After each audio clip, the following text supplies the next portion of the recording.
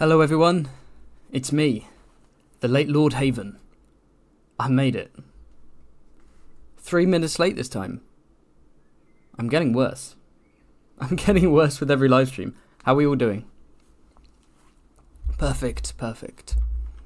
Let me just put an announcement. Let my patrons know.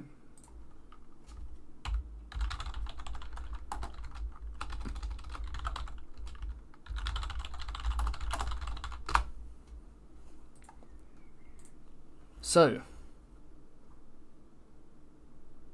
what's the plan today? You guys voted for me to discuss theories within Essos.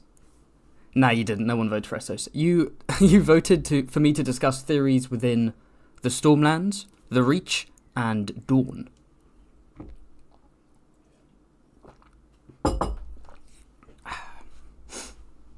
Let's see how that poll did, actually. Let's look at the specifics.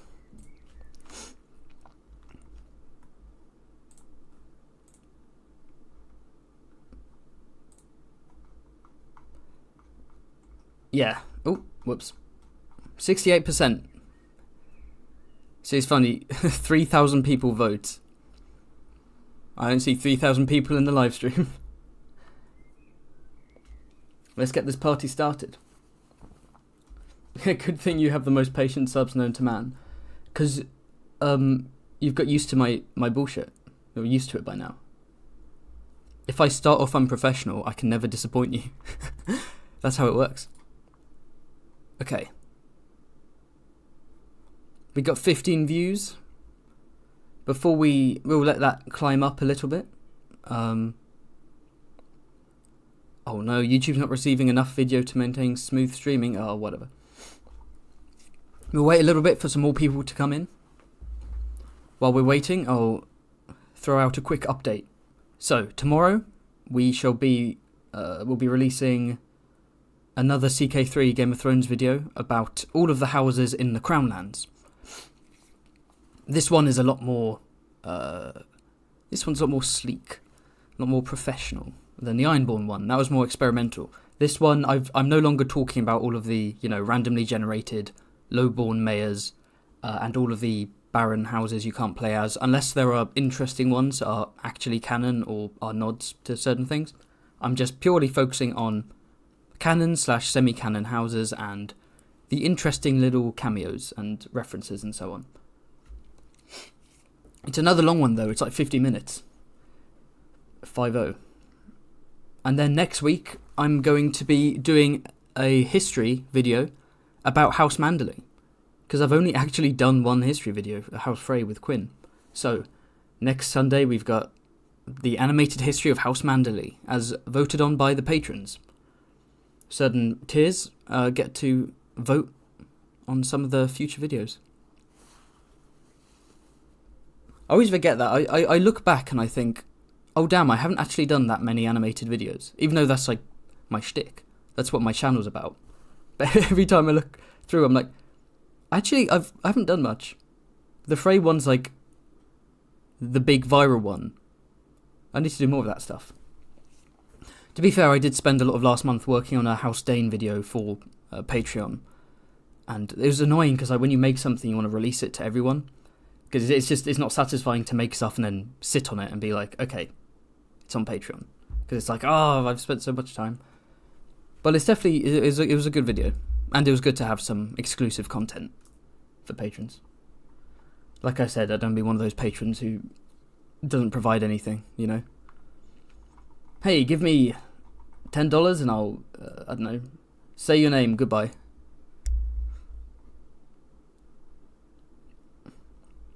Okay, more people have come in. Shall we begin now? Shall we just begin?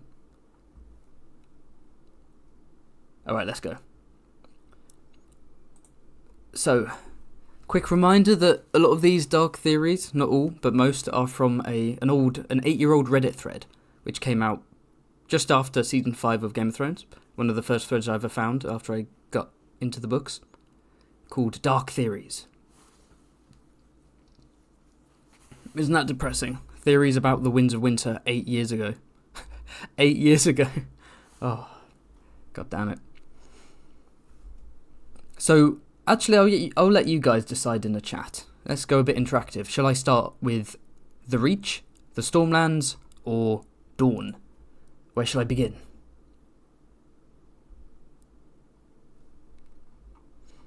Let me know, let me know. Yeah, Memento Mori said, it's really cool Bronn can show up unlanded, but will start House Blackwater if you give him a title. Yes, in my video tomorrow, I talk about House Stokeworth. And obviously in, is it A Feast for Crows? Or Song of Swords, when Bronn marries Lolis Stokeworth. So I have to talk about Bronn, so I typed in the little character search thing, and there he was. He's a 16-year-old during Robert's Rebellion. And yeah, apparently if you do, if you decide to give him land, if you make him a lord, then he automatically gets the Blackwater sigil. Because in the books, when Bronn becomes a knight, he takes the sigil of a chain burning with wildfire to represent Tyrion's wildfire chain plot during the Battle of Blackwater. And then Bronn goes on to marry Lolis Stokeworth. Lolis Stokeworth then becomes Lady Stokeworth because her mother Tanda dies and her older sister gets, as punishment, Cersei throws her older sister over to Qyburn in the Black Cells, and then he experiments on her till she dies. Because she failed to assassinate Bronn. She and her husband were meant to assassinate Bronn and they failed, so Cersei had her punished. Which made Lolis the Lord of Stokeworth, Lady of Stokeworth, and ironically gave Bronn more power in becoming Lord of Stokeworth. Not only that, but with Lord Giles Rosby dead. We're already on a tangent. We're only 5 minutes in. With Lord Giles Rosby dead without any heirs, there are, I think, in the Dance with Dragon epilogue with Kevin Lannister, Pycelle, the small council, says there are 5 or 6 potential heirs to Rosby. That could be a cool video to talk about, to make. But there are 5 or 6 heirs to Rosby, and one of them was Lady Stokeworth, the late Lady Stokeworth. Because she's like a third cousin, I think, and in the Game of Thrones mod, they have made her a third cousin, which is quite cool. But that means with Tanda dead and with Felice dead, Lolis has a claim to Rosby, and therefore Bronn does as her husband. So Bronn could end up being Lord of Stokeworth and Lord of Rosby, which means he controls a lot of land in the Crownlands and a lot of food in the Crownlands. And when Aegon comes knocking with the Golden Company, maybe Bronn will turn a cloak, because he's not going to support Cersei, is he? He will see which way the wind is blowing, he will turn cloak, and he will hold on to all of that land and all of that food and say, we're joining side with you, Aegon. And then, who knows, maybe he'll be rewarded for that with an even greater title, because Bronn rising through the ranks is hilarious. It is hilarious. Don't make him Lord of Highgarden. Let's calm down with that. That was too much. Okay, what have people voted for? Someone said, we got a couple Reach, we got a couple Stormlands, we got Reach, Dawn Reach. It looks like Reach is winning. Let's go Reach.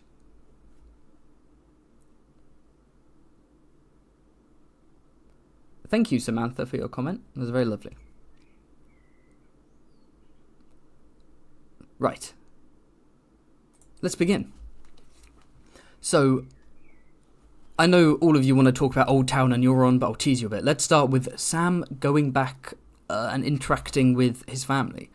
Because what Sam wants to do is bring Gilly and the baby to Hornhill to be looked after by his family. Now, the baby, in the show, the baby is Gilly's inbred baby by her father, Craster. In the books, there's a baby swap, so that Gilly and Sam actually have Mance Rayder's son, because they wanted to save him from being potentially sacrificed for having king's blood and all that. So, the first dark theory here is that Randall Tarly will hang his own son, Sam, for breaking his Night's Watch vows.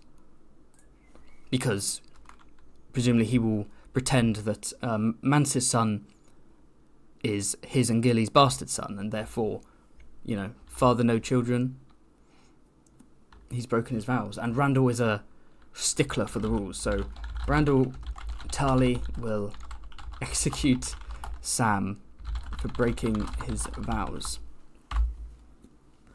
It says would hang him. I don't think he would hang him. If he would kill him, he would behead him for being a noble, I assume. But yeah, so pros and cons. Pros: Randall Tarly is an abusive dick, and he's obsessed with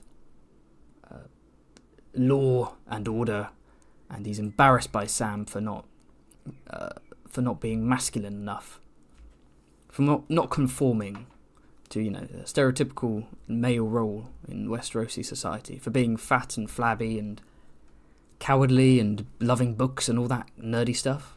Ironically, of course, maybe the reason Sam is so cowardly is because his father's so abusive.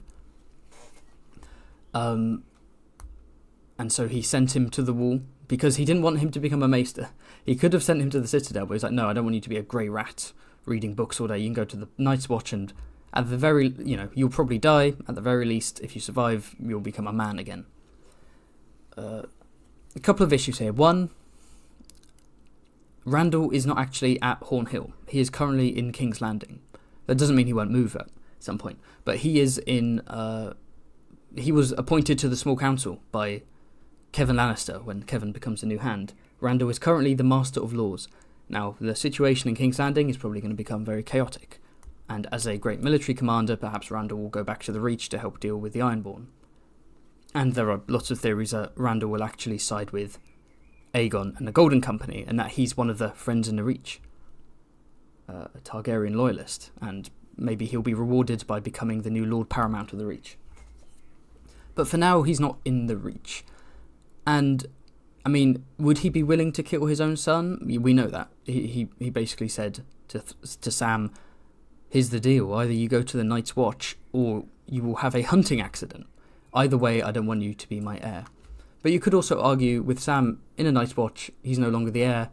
Does it matter? Like, he's kind of nothing to Randall now. He's just an irrelevant guy in a Night's Watch. He's like, you're no longer my heir.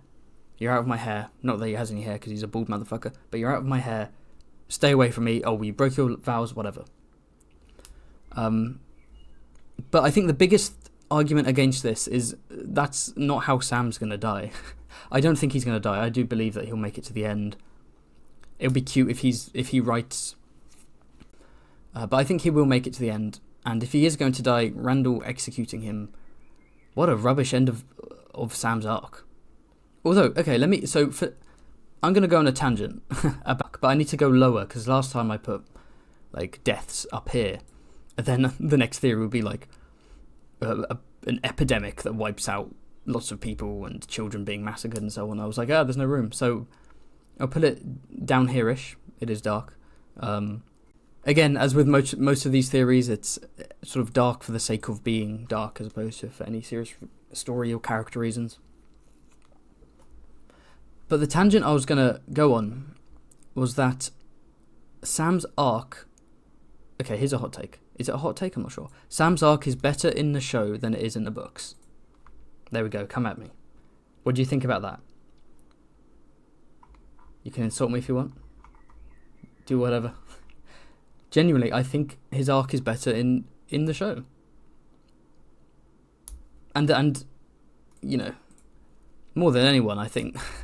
The show butchered so many arcs, so many characters, and I don't think Sam was necessarily ruined by the show. A bit like Theon. Theon and Sam had decent arcs on the show, because in the show he maintains the essence of being Sam. He is gentle, he is kind, he's funny, he's compassionate, but over time he becomes braver and more secure.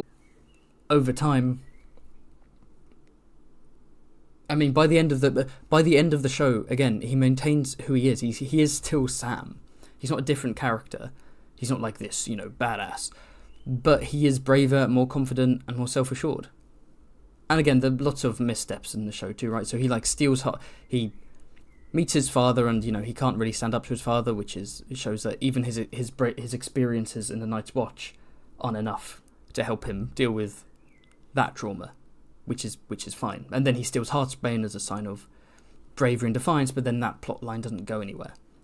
But in the books, meanwhile, And no, we haven't seen the end of his arc, so I'm not saying his arc in the books is going to be worse. I'm just saying, as it stands, I'm so sick of Sam's chapters in the books. It's constant self-deprecation, constant insecurity, constant cowardice, with no evolution. That's the issue. If he's that character at the start of the books, fine. I want to see him evolve and grow.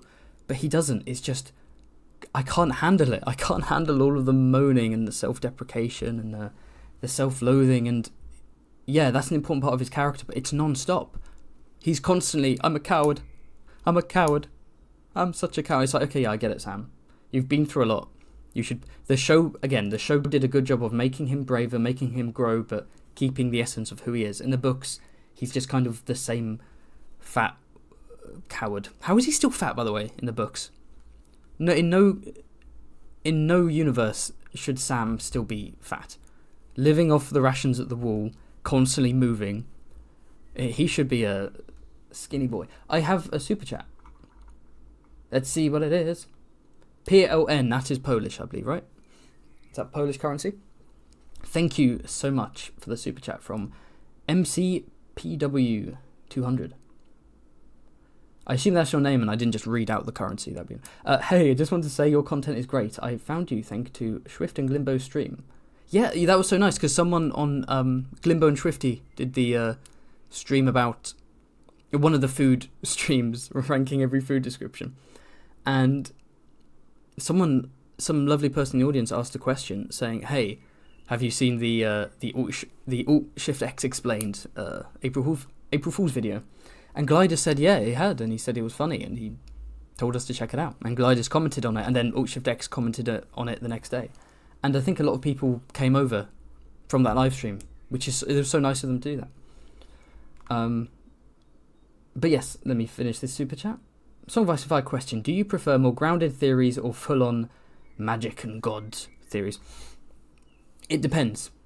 It depends. The thing is, George R. R. Martin likes to say that A Song of Ice and Fire, that writing the books are like writing several novels. Not one big novel, but several novels.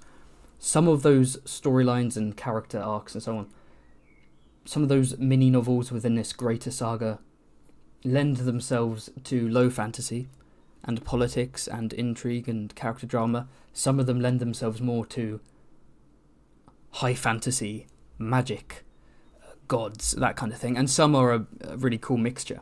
And sometimes they clash in a way that's very satisfying. Like the, Beric and Lady Stoneheart, that's a great clash of low fantasy,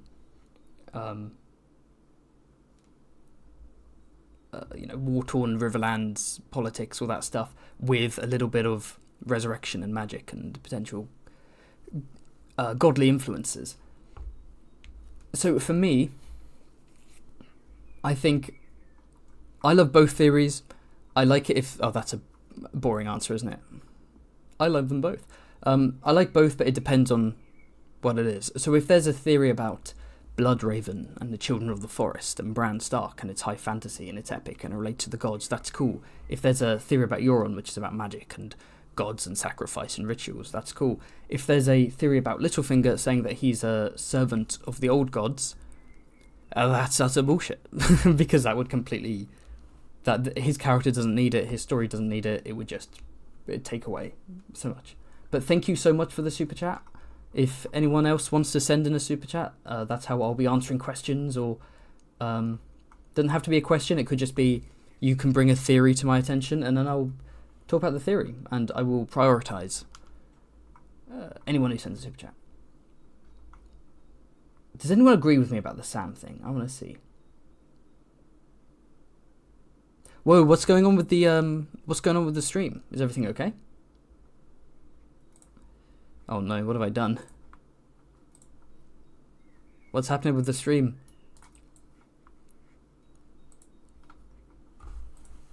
Let me know in the chat. Is everyone saying F?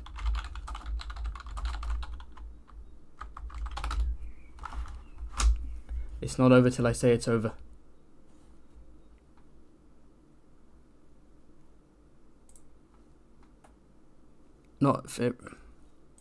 Stream is poor. Why is it poor? It's not receiving... Okay, what can I do to sort that out? You can hear me? Okay. The stream's stopping and starting. Oh, where did I stop? Where did you miss me? Stream is fixed. It's back. We're back. I don't know the first thing about technology, so YouTube is not receiving enough video to maintain smooth streaming. Okay. All right, let's just get on with it and hope things don't explode.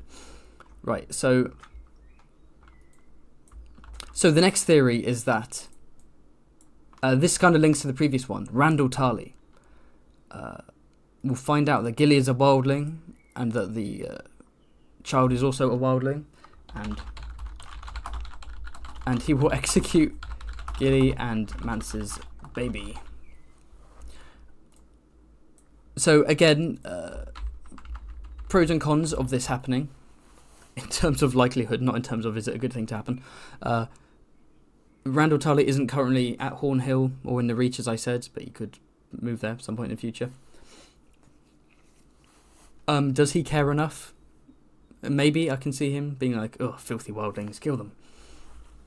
Is that a good end to Gilly and Mance's characters? I don't know. Maybe killing Gilly, it'll be fridging her a bit, but maybe that will push Sam's character in some way. Mance's baby, I mean, the baby swap has to be there for a reason, right? Is it just planting seeds and seeing where it can go, or does he have a plan, or did he just do it randomly and he's like, I don't know what to do now? Sam just has a baby on the run. I'll put it here. Well, actually, that's worse because it's a baby. Oh, it's slightly more likely because he might execute Gilly. Maybe. But I don't think he'll execute Mance's baby. Because that would be just a weird way to end Mance's baby.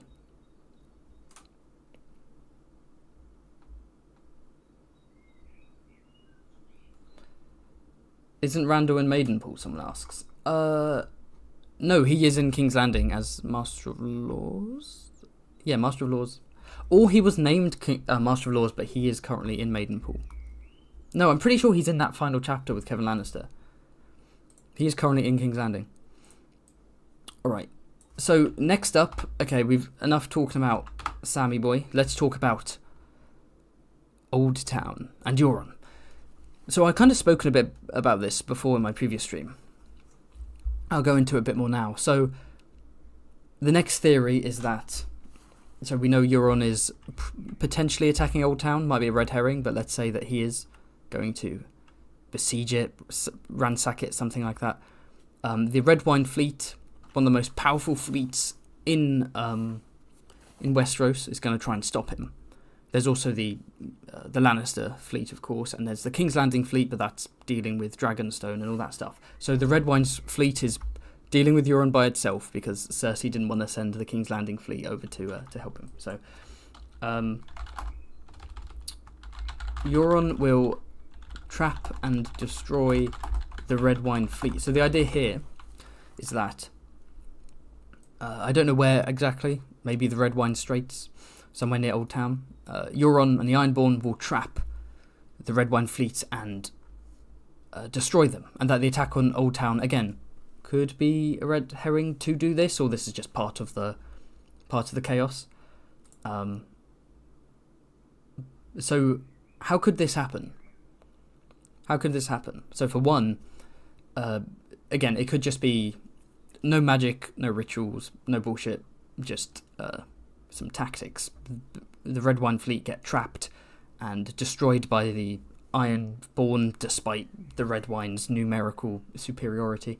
There's also something else that's been teased called storm singing, which is a magical discipline from all the way from the east, and maybe Euron, on his ventures and travels, if they're true, has learned how to storm sing. Because he was always saying that he is the storm, the first and the last, and so on. Maybe he will literally summon a storm to destroy the fleet, or maybe he will summon a kraken to destroy the fleet. Lots of hints that krakens might exist. maybe leviathans, lots of great artwork with krakens and Euron. Maybe krakens and Euron. Maybe Euron will destroy, so he could summon a kraken to destroy the fleet, or he will destroy the fleet in order to summon the kraken as a blood sacrifice. So he traps them, wipes them out, and all the blood from the thousands who have died then releases the kraken. Or it's what I said before, he summons a kraken that destroys it, and then that itself creates a ritual. We're not sure what exactly. Will it be a ritual to summon a kraken? Will it be to drown a fleet, to summon a storm, to destroy Old Town? Will it be some tame a dragon? No way of knowing. But the odds of him destroying the Redwyne fleet, well, I think it's very likely. I think it's okay, hold on. I'm gonna see if I can change my settings a bit.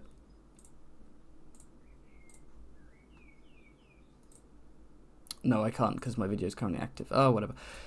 Hopefully everything's okay.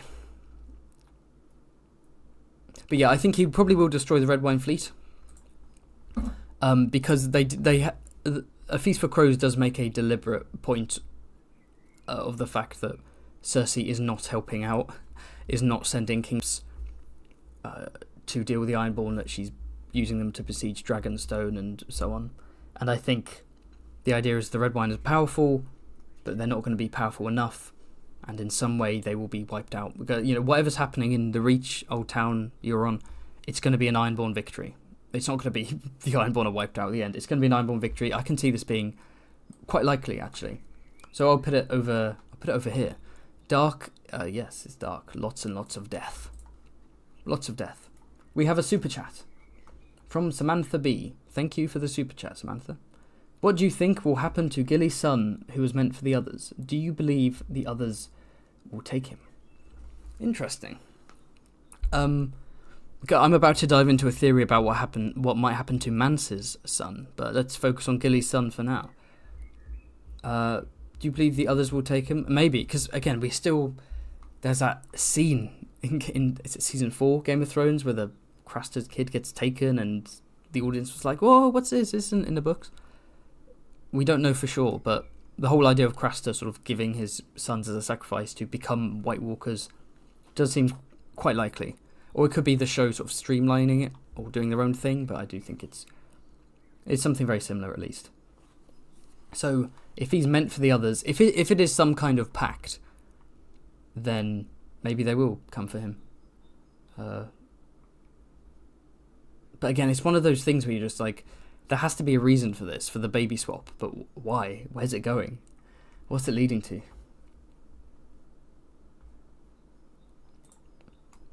I'll tell you what the Mance one could be, though. So, when Euron attacks Old Town, let's say Sam... yeah. So, Euron sacrifices Mance's baby. So the idea here is that Mance's baby, the reason why the baby is saved in the first place is because it has king's blood, and there is power in king's blood. So perhaps Euron will somehow find out that the baby that Sam and Gilly have is Mance Rayder's baby. He's king beyond the wall. The baby has king's blood. Euron will sacrifice it for even more power. I don't know. He has a bunch of priests he's gonna kill. He's got all these ideas. Maybe this will be the brutal, grim, dark cherry on top. Kill a baby, a kingly baby. Boom. Is it likely? I'm gonna put it in the middle because I don't know. I just don't know where Mance's baby is going. I don't know what the point there is. It's dark. I'm gonna put it on the same level as. There we go. But I'll put it slap bang in the middle. Yeah, how would Euron even know about the baby? I don't know, yeah, how would he? Oh, I don't know, maybe he had glass candle, he saw what happened, magic bullshit. I don't know.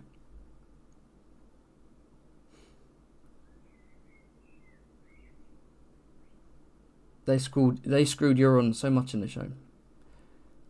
I remember when people were coping a bit, where they were like, "Oh no, it's Euron in the show. He's a mixture of Euron and Victarion. Okay, he's not." But like he wasn't. That would have been fine, by the way, if they did cut a bunch of plots and they cut Victarion and they merged Euron and Victarion. I would have been okay with that. It wouldn't have been as cool as just having Euron and Victarion individually. But like what we got wasn't a mixture. Like Euron and Victarion would have been Viking warrior and sadistic sorcerer. What we got was a coked up Dane who spent too long in Hot Topic. It was funny how boring he looked in season 6, and in season 7 he just comes out like dressed all in black with guy liner and everything. Yeah. You know, what's crazy is that there was an interview with, oh god, Pilo Ashbeck. Oh, I'm doing that thing Glidus does in the piss takes where he can't pronounce his name. I don't know how you pronounce it. Pilo Ashbeck, something like that. But he said in an interview that was translated, like a couple of years ago, that like he lied about reading the books. He never actually read the books. He just pretended he did. I think his wife read some of it, and to please the fans, he was like, "Oh yeah, I read the books. I love Euron." And you know, for like before season 7, before season 8, he kept coming out with all of these ridiculous statements like, "Oh, this season Euron's gonna go crazy. He's gonna make Ramsay look like a little bitch." You know, he hyped up Euron a lot before. Apparently, he did that before he even got the scripts because he just wanted to build up hype. And then when he learned that the character he was playing was like this like eldritch warlock lunatic, he was like, "Oh, okay, that's disappointing." And he knew the fans were disappointed. And apparently, during the audition process for season 6, assuming he's telling the truth, I don't know why he would lie. But during the audition process, they basically told him to riff and to improvise during the audition. They were like, "Okay, you know, you're playing a pirate. In this scene, you have to do whatever, play it." And so Pilau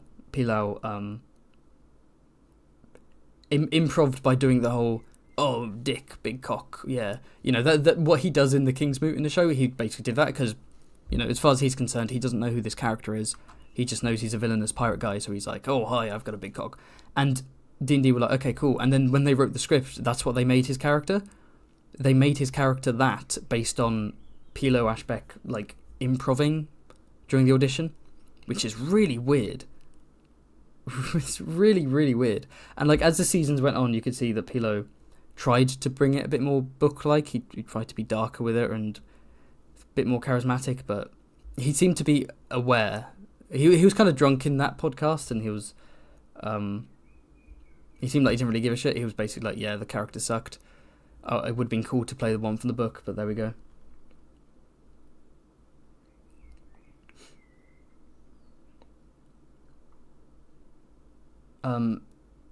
Someone said his wife is pregnant, right? He's sacrificing her, so sacrificing King's blood. Oh, yes, not his wife, but... Yeah, Samantha said it. It's Thalia Flowers, the bastard daughter of Lord... I want to say Lord Hewitt. Oh, Lord Serral, right? Or Serret. Haha. Yeah, the bastard daughter of Lord Serret, who apparently is just like a hot young woman that hates her family, and, you know, she gloats over them, and she becomes Euron's, you know, fuck buddy, basically. But then, then he gets bored of her, and he goes, "Okay, well, you're pregnant with my son. I'm going to strip you naked and tie you up to the prow of the ship along with my brother." And we may see the Battle of Blood take place from the POV of Aeron Greyjoy being tied up at the prow of the ship next to Thalia Flowers. So yeah, if that's a sacrifice, he's sacrificing priests and his unborn child, King's blood. Therefore, he doesn't really need to sacrifice Mance's baby. That's a very good point. See, if I was a bit more professional, I could get I'd do what Alt Swift X does and get some relevant pictures up during the live streams instead of just having this Microsoft Paint, because there's some good artwork of Thalia Flowers by Ray Laverne. I'm probably pronouncing that awfully, but yeah, Ray Laverne.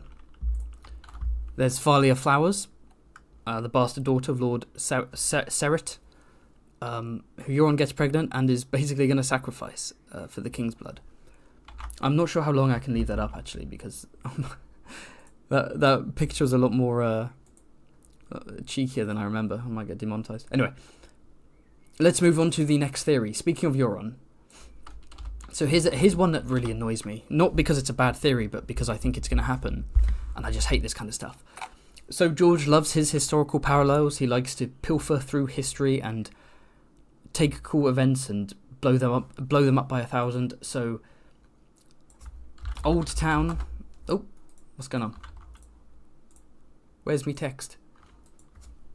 Old Town will be burned.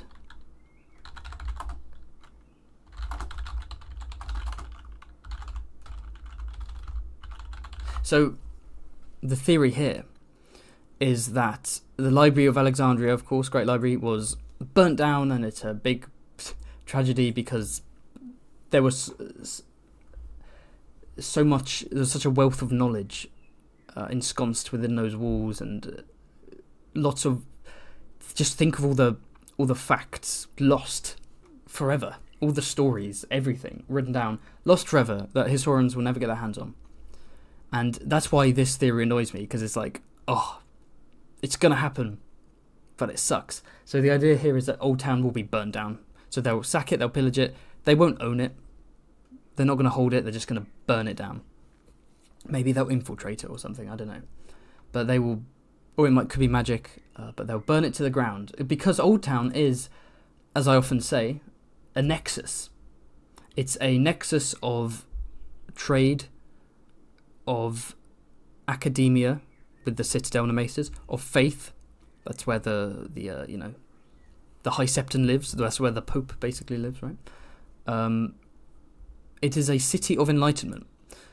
So what better to represent the insanity of Euron Greyjoy than to have the city of enlightenment burned down? To have the man who declares himself to be a god and a god killer destroying the centre of the faith of the Seven. The man who preaches magic and mayhem, to be the one who burns down the Citadel, the centre of learning and knowledge and rationality, and to enslave the Maesters, who notoriously, allegedly despise all things magic. It would kind of be too perfect to not happen. To sort of symbolise, okay, things are getting more high fantasy now. The story's being kicked into something crazier. Let's have Euron burn down Old Town. I think it's very, very likely. And I think it's a really cool idea, as much as I hate it. I hate the idea of it, you know.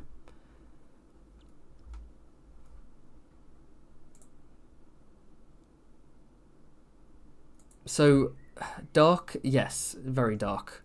Lots of death, lots of destroyed knowledge. I'll put it as worse than the destruction of the Redwyne fleet, just because of what it represents. And I do think it's very likely. I'm not going to put it all the way here, like super, super likely.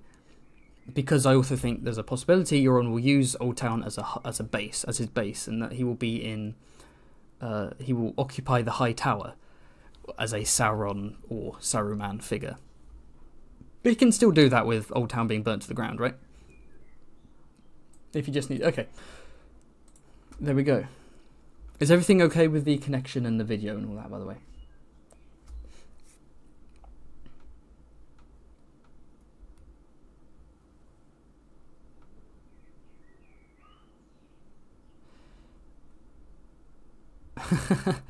Shrifty's a good dude. Doesn't release a podcast chapter to save his life. Shrifty's that stage at YouTube, of YouTube stardom, where he can kind of afford to chill a bit. I'm at the stage where I need to basically release at least a video per week to get by. But things are looking up. We're growing and growing. And then I can, hey, check out my Patreon, send me super chats, and before you know it, I can make enough money that I stop making videos and I just sit on my bed not doing anything. I'm joking. And I'm not implying Shrifty does it either. He produces lots of fantastic content.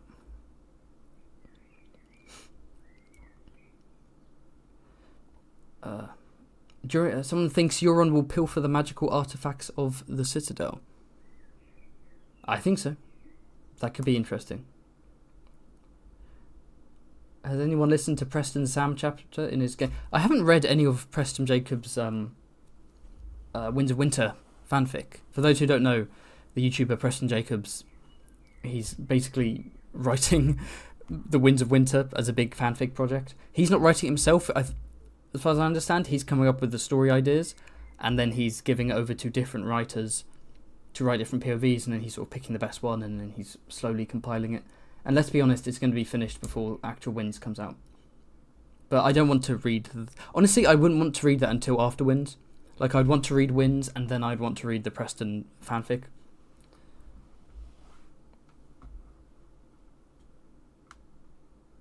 Why did someone just say buxom? Oh, because of the picture. Yeah. Yeah, she's described that way in the book, Thalia Flowers. So it's not just that artist being cheeky. Can we revise the Tarly shenanigans? Okay, I'm just checking out a few comments. So Pack Leader says he hates Euron. I hate Euron. I don't get the appeal about him. Sam the Slayer has the best arc in my humble opinion. See, I have mixed opinions on Euron. I think I've finally settled on the side that I do think he's cool and he has cool potential. But when I first read the books, I didn't hate him, but I was very much... I felt the same way as I did about Young Griff. I was like, okay, hold on. These characters have come out of basically nowhere. 4/5 books in, with not much setup, and suddenly they're this big deal. It feels retcon-y, it feels garden-y, and not in a good way. I wasn't a huge fan. I was kind of like, wait, who is this guy?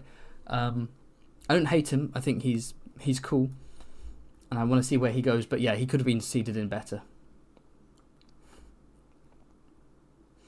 Sam the Slayer has the best arc. I don't know if you were here earlier, but I was actually roasting Sam's arc in the books. I was saying that I think his arc is kind of... that he's not evolving enough in a way that's interesting, and as a result it makes his chapters a bit of a chore. Someone said you should give Preston Jacobs chapters a try. Some are really good. I will in the future. Like I said, post Winds of Winter, if that happens, then I'll read them.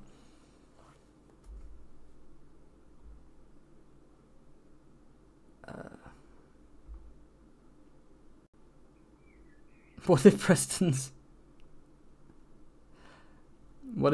is better? Can you imagine? Can you imagine if if Winds of Winter comes out and Preston just has like a better one? What if they were identical? Okay, so let's move on to the next Reach theory. That's a obligatory live stream plane going overhead. As I've said before, I live in Guantanamo Bay, so the military's always going in and out. Right. Okay, this next one's kind of simple. This is just... Sam will be killed by Ironborn during the Old Town raid. I thought I'd write that right over some other text so you can see it. There we go. So Sam will be killed by Ironborn. There's not much to this theory. Like, I looked into it, and it's basically just a dark theory. It's Sam will be killed because he's at the Citadel, he's at Old Town. I'd be surprised. I think we'll see, the Battle of Blood will be seen from different perspectives. One will obviously be Sam's, and it'll probably be horrific, and I'm sure Gurm will tease us with some fake-out deaths, as he always does, but I don't think... Again, Sam's arc is not going to end there. Too early. So, Dark, yes, we love our boy Sam. Is it going to happen? I'm going to put it on the same level as his dad killing him. I just don't think it's happening. I'll put it next to it so that people who are joining can actually read. Next up. Oh, I've already said this. Mance's baby killed by Euron. Okay, so those are the Reach theories. Aren't that many, but that's because I I kind of discussed some Euron theories previously in some previous streams, and I can't think of any others. I can't think of any Reach theories that are dark. There's lots of interesting stuff, like the whole Friends in the Reach, who's going to side with young Griff. But in terms of dark theories, beyond Old Town, I'm not sure. Ooh, maybe. Let me think. And actually, yeah, I've also spoken about Euron's potential brides. Have I? No, I haven't. Oh, just reminded myself. No, I haven't. I talked about Cersei potentially being a bride of Euron, but I haven't talked about who Euron's potential brides could be. I will talk about that next. Talk about who Euron might marry, who his mistress may be. But for now, I'll be back soon. I'll be back in a couple of minutes. Talk amongst yourselves. Let me know, who do you think is going to be Euron's bride? If he does get married, if he does get a partner in crime, who's it going to be? Because we talked about Cersei last time, and there are about 3 more potential candidates. Let me know. I'll be back soon.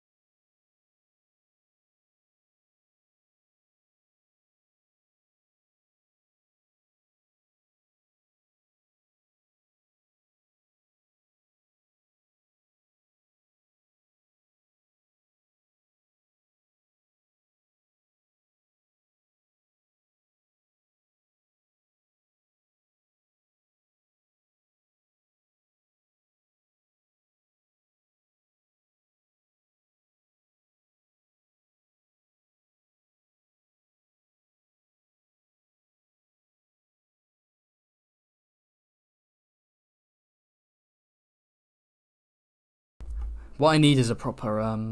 let me know if you can hear me, by the way. What I need is a proper...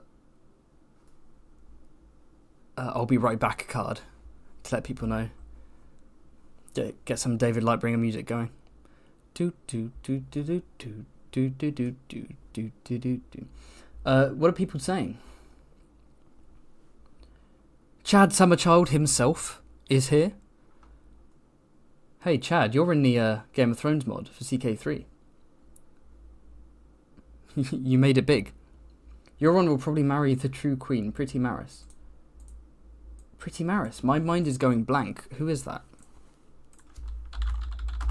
I assume this is a meme, but... Oh, Pretty Maris. Oh, okay, the sellsword. Oh, yes, the sellsword who's had... her nose cut off and her breasts cut off, and she dresses in male. And isn't it a Joe Magician theory that members of the Windblown Sellsword Company almost represent, they're like sort of dark twisted future versions of some of our favourite characters in Westeros and what they could have become, or maybe what George planned them to become after the time skip and then didn't play with. So Pretty Maris being a sort of dark mirror to Brienne, and another member of the Windblown being a dark mirror to the Hound and so on. But yes, no, I don't think he will. I don't think he'll marry her. Oh, the Harley Quinn to his Joker, yeah. Cersei, Euron needs his Harley Quinn. Okay, so first off, I talked before whether it could be Cersei. I don't think it will be. Only because... Okay, so actually, let's take a step back. The quote from the prophecy is that... not the prophecy, sorry, the vision that Euron has while he's drunk on Shade of the Evening. Some magical shit. He sees Euron standing next to a tall woman with pale flames in her hands. So the idea with Cersei is that flames, she's associated with wildfire, and she is currently, the Queen Regent. She's the Queen Mother.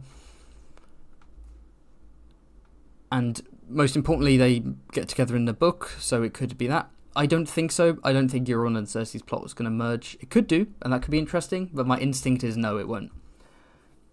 Another candidate is Daenerys, because he wants to marry Daenerys, right? He wants her, he wants his dragons. Daenerys has a sort of a nightmare of, probably a dragon dream, of a man with blue lips entering her, and it's ice cold, and it's not very nice. But I don't think it's going to be her. One, tall woman. She's, again, Daenerys is obviously associated with fire, dragon fire, but she's not a tall woman, she's a child. Despite how Germ writes her occasionally, she is in fact a child, not an adult. And also, perhaps more importantly, the fact that Euron has outright stated that he wants to marry Daenerys makes you go, okay, well, that's not going to happen, because it wouldn't be, the Germ style. He doesn't state if a character or the plot or the prose states that something's going to happen in the future. It's not going to happen, or it won't happen the same way. Right? There's never a character saying, all we need to do is X, and then it'll all be fine, and then X happens. So the fact that he wants to marry her, it's a misdirection, a red herring. It won't happen. So that leads to two more potential characters, and actually, people are talking about it. Melisandre. Actually, let's add these theories. So we talked about Cersei in the last stream. Euron will marry Daenerys. I will say almost definitely not.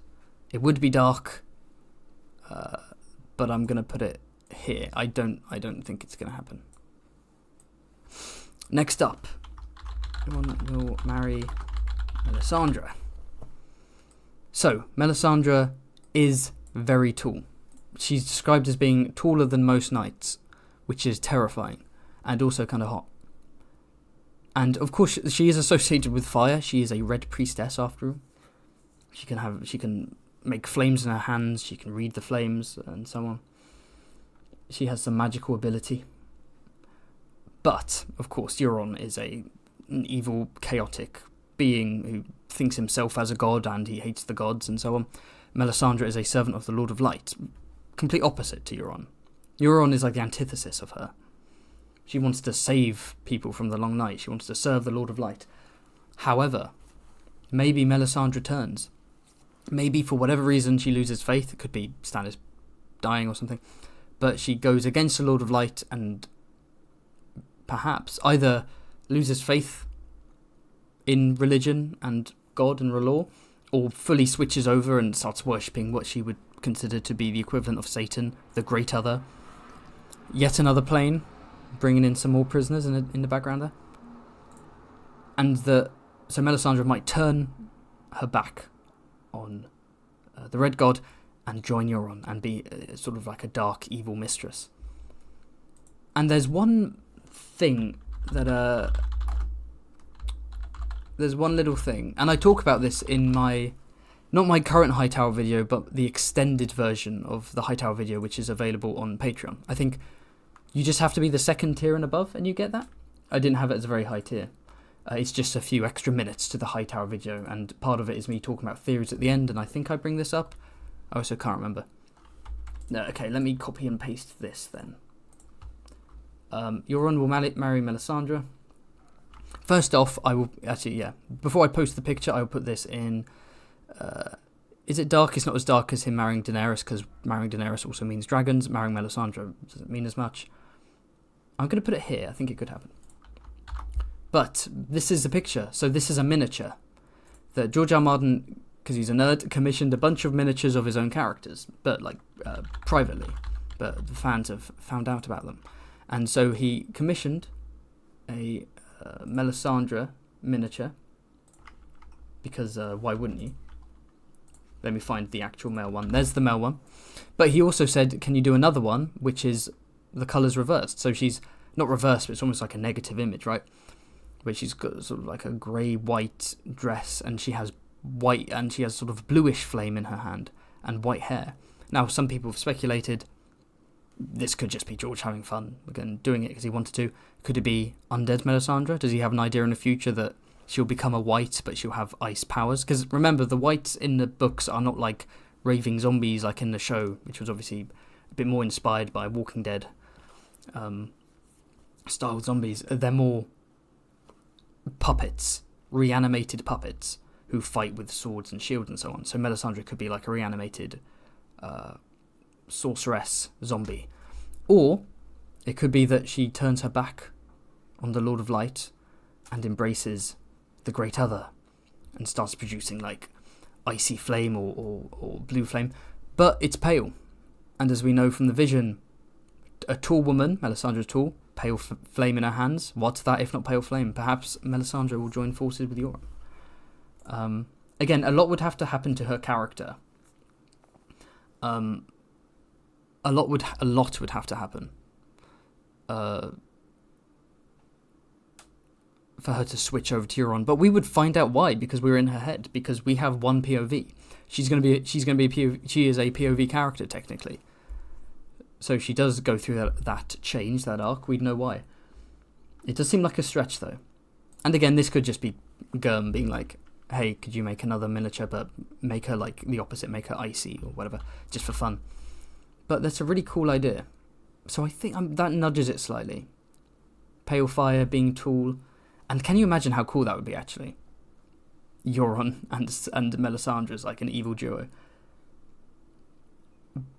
But I'm not sure. Someone says they're 30 minutes late to work because of this video. Dude, no. Go to work. My man. Thank you, I'm flattered, but...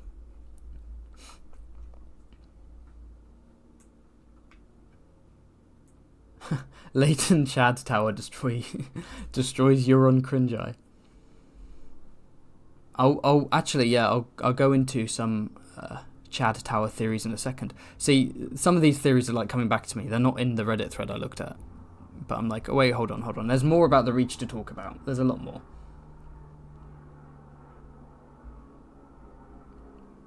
If she gives him a shadow baby, who does the shadow baby assassinate? Himself. Because he has King's blood from Euron.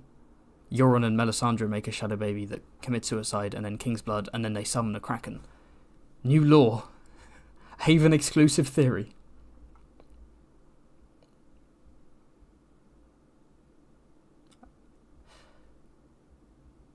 Someone thinks Euron will marry them. That's interesting.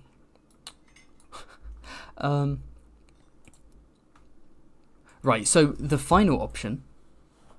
Not the final option, I'm sure there might be others, but the final one I've thought about, the final one I've seen is that, I don't know what happened to my words there, was I having a stroke? Euron will marry Melora, the Mad Maid. So, Lord Leighton Chad Tower, Lord Hightower, has, his eldest daughter is Melora, who's called the Mad Maid. She's a maid, she's unmarried, and probably in her 40s or something, right, considering how old Leighton is. And she's considered mad. She's locked up in the High Tower with Leighton, who has not descended in over a decade. And apparently, in preparation for Euron's attack, a raid or whatever, they're consulting spells and tomes. So, yeah, perhaps... She's a mysterious character, because we don't know that much about her. But perhaps she will turn her back on her family and she will join with Euron. Maybe she will help... She will use her spells to help Euron out, and she will let him into the High Tower and be like, hey, be my wife. Now, in terms of being tall, maybe she's tall, we don't know. In terms of pale flame in her hands,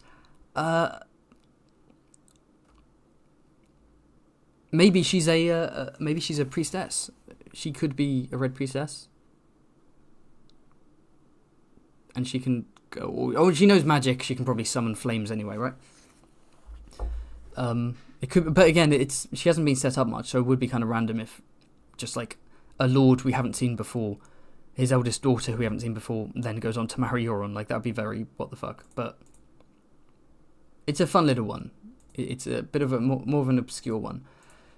I put it on the same level as Euron marrying Melisandre. I don't know. I think it's more likely than him marrying Mel. Is it though? I'll put them together. They're both kind of... I can both see it and also not see it. I don't know if there are more arguments for the Melora thing, but there we go.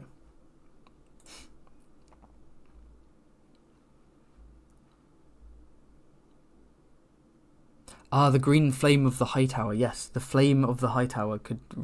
that could... Oh. Maybe the tall woman with pale fire in her hands isn't literal in the vision. Maybe it represents the Hightower.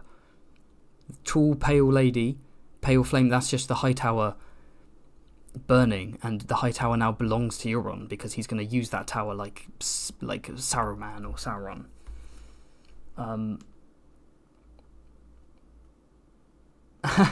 Someone said mad maid means she's not mad or a maid. That's a good point. We're talking about Germ here. Mad maid means that she's probably very logical. She just knows magic and she probably sleeps around.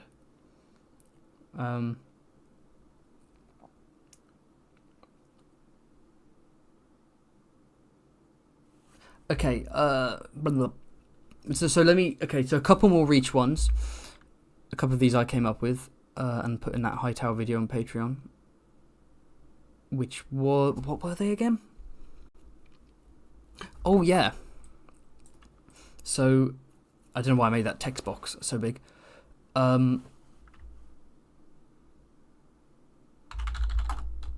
So, Lord Hightower is Melora's puppet. So the idea here is that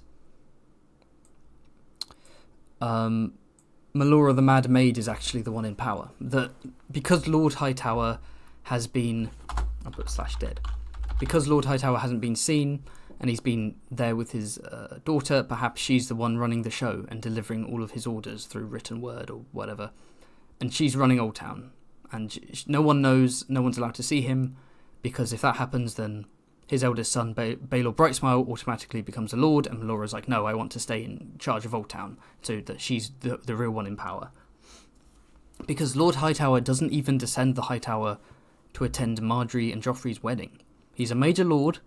The king is getting married, not just to anyone, but to his granddaughter, because Lord Hightower's daughter is Allery Hightower, who marries Mace Tyrell. So his granddaughter is marrying the king, and he doesn't even descend the Hightower for that.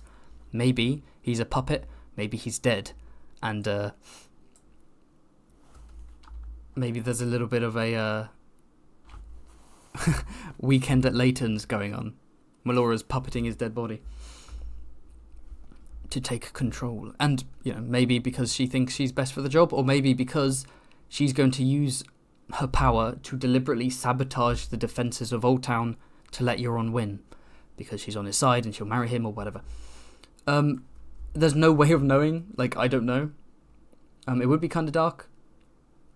I put it in the middle because it's like, I don't know. We don't know enough about the Hightowers.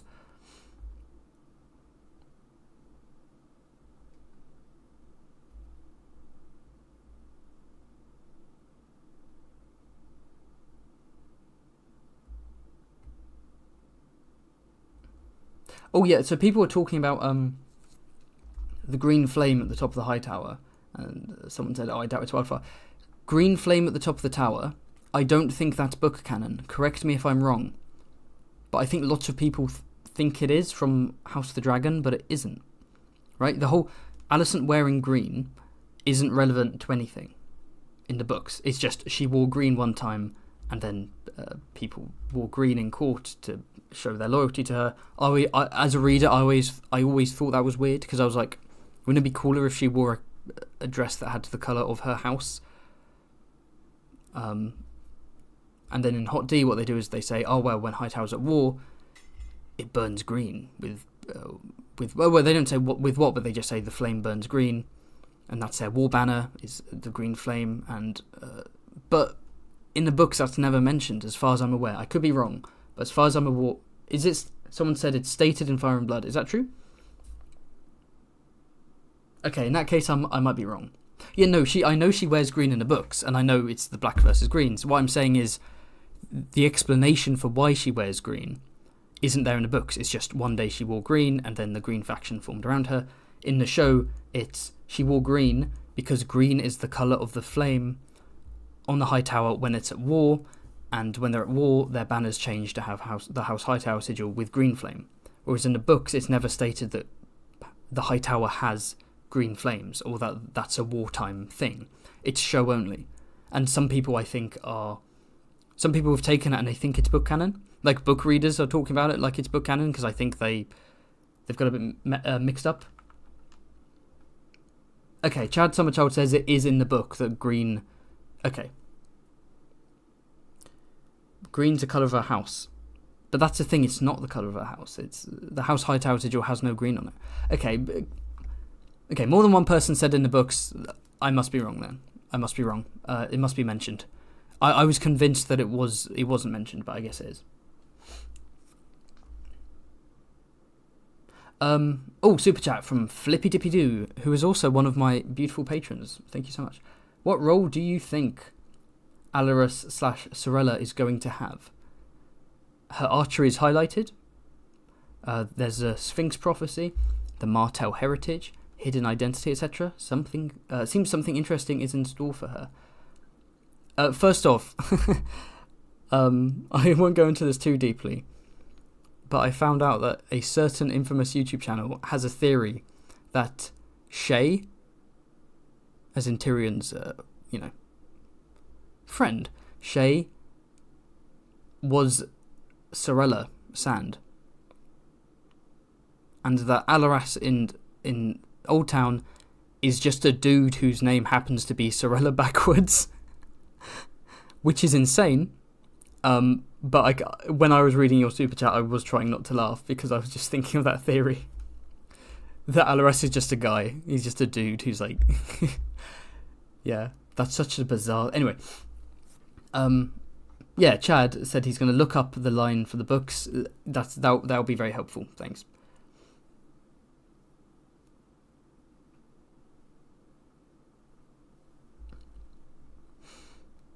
Yeah. Anyway, what role will she have? I don't know, but it is cool how the Sand Snakes are all doing different things. Obara's going to hunt Darkstar. Nymeria's coming to King's Landing to sit on the council in her uncle's stead. Dayne is going to try and infiltrate the Faith. Lots of interesting things happening. It's so bizarre what they did with the Sand Snakes in the show, isn't it? That I almost stopped myself halfway through that sentence because it's such a boring thing to say. Yeah, we get it. The Sand Snakes in the show sucks. Shut up about it. But it's just bizarre that, not just the writing, just the fact that they're all, the same character. That was odd. Obara in the books, Obara's, big, strong warrior woman. And then Nymeria is a willowy, beautiful, sly lady. And Dayne is a blonde-haired, blue-eyed, sugar and poison scepter. And then in the show, they're just, all three of them were just warrior women. They were all just discount Obara times 3. Very strange. Anyway, so her archery is highlighted. Yeah, there are some theories about Euron being shot with an arrow. I can't remember. It links to Norse mythology, right? I can't remember what the theory is, but I'm sure she will use her archery during the raid on Old Town to kill some Ironborn. Oh, okay, yes. I'll get back to that. Something popped in my head. The Sphinx prophecy. She is known as Alleras the Sphinx. Is there a Sphinx prophecy? What's the prophecy? Martell heritage, hidden identity. I honestly don't know. I legit don't know what... I don't think I've looked into enough Alleras theories. It's one of those things where I'm like, this is cool. Can't wait to see it. I don't think... Did I pick up on the Alleras thing on my first read-through? I don't think I did. There's a lot in my first read-through I didn't pick up. Obvious stuff. I'm not saying that was obvious, because it's not like Sarella Sand is a super important character that everyone keeps talking about. The Hightower sigil breaks the rule of tincture for heraldry. Mate, most of the house sigils break the rule of tincture. George threw out the rule of tincture because he thought, I want to use whatever colours I want, which was a good shout. Okay, so the other theory I was going to do was... Actually, no, it's not a theory, it's just the fact that the Bloody Mummers, a band of Bloody Mummers led by Urswick the Faithful are currently heading to Old Town. But I don't know if there are any theories involved in that. Outside of they will just take part in the raid. Yeah, I guess it's that. Bloody Mummers will raid Old Town. So they will see the chaos and they will take part in the raid and they will be savage and sadistic. Maybe they will join the Ironborn and join Euron's crew of evil villains. I don't know. I think they're just there for more chaos. I think this is likely, and it's pretty dark. I'll put that there. But let's move on to the Stormlands, finally. What have we got? Okay, so this is I've talked in the Northern, I think it was Dark Theories Part 1, right? I talked about the idea that Shireen's Grayscale will spread if she gets burnt at the stake, and then there'll be maybe a grey plague up north, and maybe it will somehow connect to the White Walkers, and you'll have whites that are infected with Grayscale, so they're undead, but they have Grayscale, and then that will spread as a kind of zombie-like plague. I don't know. But there's another theory that Jon Con will spread the Grey Plague. So essentially there will be, to add to the chaos and misery and death, there will be yet another historical parallel. Instead of the Black Death, we will have the Grey Plague, where the Jon Con has been infected. He's turning to stone. You could see that as purely a character motivation for him to act faster, because there isn't a 10-year time skip and all the characters have to act faster. So this is a reason for Jon Con to go, okay, let's move things along, let's be brisk, I want to avenge Rhaegar before I die. Or it could be he actively spreads it, and then it becomes a plague. And you could say that Jorah getting Grayscale in the show was maybe because they cut young Griff in the show. Maybe that was a way to introduce this plot line, but then after season 6, D&D then dropped him when actually we're not doing that, and then they had Sam cure him. I've also seen rumours that the reason they infected Jorah was that the actor was busy, so they couldn't have him for a lot of season 6, so they wrote him out with Grayscale. Wait, no, that doesn't make sense, because he gets infected in season 5. I don't know. I don't understand what the point of that was. I don't think D&D did either. Yeah, so the idea here is that you'd have a bunch of rabid stone men going wild and killing everyone, and it's just more chaos. Hundreds of thousands will die. But what's the point outside of chaos for the sake of chaos and more bloodshed? Because the thing is, I don't necessarily know if the South is going to be super duper chaotic, because I kind of like the idea of Aegon coming in and being the handsome hero who saves everyone from the evil Mad Queen, and Daenerys and Jon and that lot who come across as, basically from outside perspective, they look like villains. Daenerys, evil dragon queen who sacrifices children to her dragons, twisted dwarf on her shoulder, savages, eunuchs, etc. They will look like villains, and no one will believe the Long Night even happened. Kind of similar to season 8, but it's Aegon in King's Landing instead of Cersei. But that won't really happen if Aegon's forces are responsible for spreading the Grey Plague. They won't be seen as the true heroes who have taken over, only to be, and the natural flow of history is then interrupted by Daenerys starting the second Dance of the Dragons. Actually, but at the same time, I am assuming that the second Dance of the Dragons, the civil war between Daenerys and Aegon, will happen after the Long Night, because that's what happens in the show in terms of the Long Night and Cersei. But George's original outline was a Dance of Dragons followed by the Long Night itself, so maybe that is the... I don't know. But if it happens, it will just be for more chaos and bloodshed, and as a parallel to the Black Death. Very dark. Didn't I say I needed to leave room up top for epidemics? Holy shit. Is it going to happen? I'm going to put it slightly more... yeah. Maybe.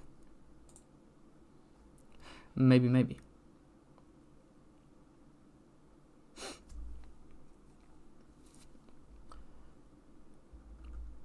Boombler, he's also a based patron of mine, says, he hates the whole idea of grayscale epidemic. It does seem a bit late in the game and a bit pointless, and I don't like. I get it as a character thing for Jon Con, but does it need to happen? Okay. Flippy Dippy Doo says you can see Jon Con inadvertently causing a mini epidemic in King's Landing specifically before Dany nukes it. So maybe Dany destroys it to destroy the. Maybe. The fact that we've been waiting nearly 12 years, and that in that time an adaptation of those books has already come out and been finished, and we still don't know the answer to all these things. We're still like, I don't know. That's good. Well, is it good, or does it just show how insanely complex the books have become?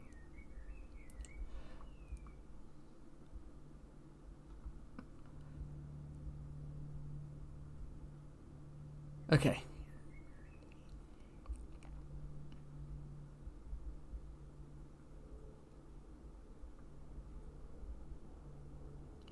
Someone said, what do you think about the bloody mummers being founded by Oberyn? Is that the Preston Jacobs Great Dornish Conspiracy? I haven't watched that yet. Because it's Preston Jacobs, my assumption is it's probably bullshit, but fun, so I'll have to check that out.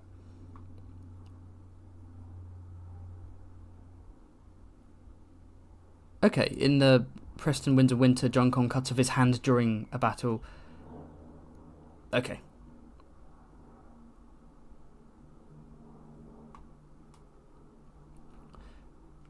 Cool. Okay. Okay, so speaking of Jon Con, I'm gonna... There was no, like, source or post or comment that went with this theory to explain it in more detail, so I'm just gonna read it out as is.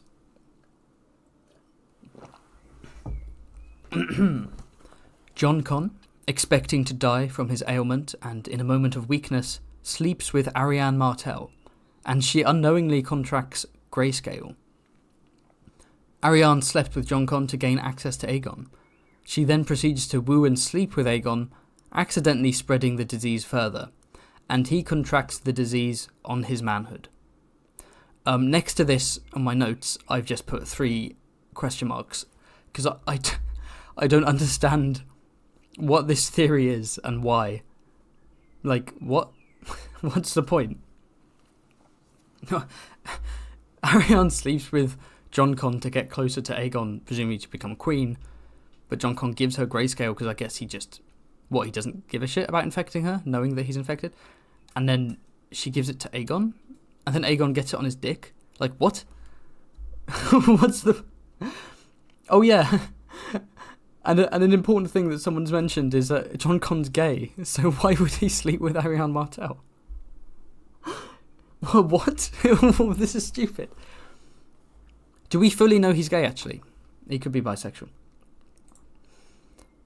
Again, there's nothing, like, about whether this is foreshadowed or what the point of it is. It's just, what if? Cool, Aegon has a stony dick. Brilliant. How do I phrase this one? Jon Con gives... Wait, hold on. Jon Con, Arianne, Aegon... There we go. Right. This is not happening, so this can go all the way over here. I'm a flatten this out. There we go. Is it dark? I mean, it's dark in the sense of 2 people get infected by Grayscale. That's not nice, but it's like, put it there. Okay, that should be further to the left. Oh well. What do you guys think about it? Okay, Gurm has confirmed that he's fully gay. Okay. He's Rhaegar sexual. He only ever loved Rhaegar. Like in Torchwood, when what's his name? I can't remember the character's name. Where he's like, I'm not gay, I'm only interested in Captain Jack. Maybe Jon Con sleeps with Aegon. Please no. Please no. We have enough older men trying to seduce really young women / girls. I don't need a young man being seduced by them.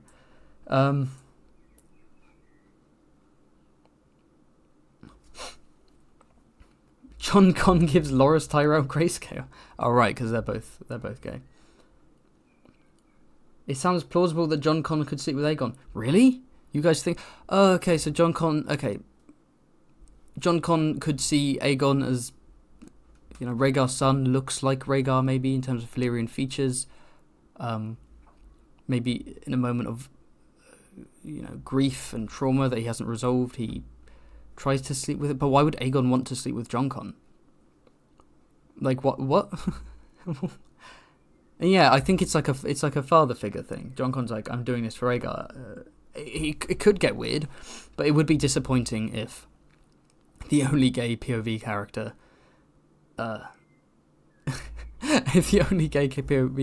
was just like, I'm gonna fuck this like 18-year-old that I've been raising as my son because I'm gay and horny.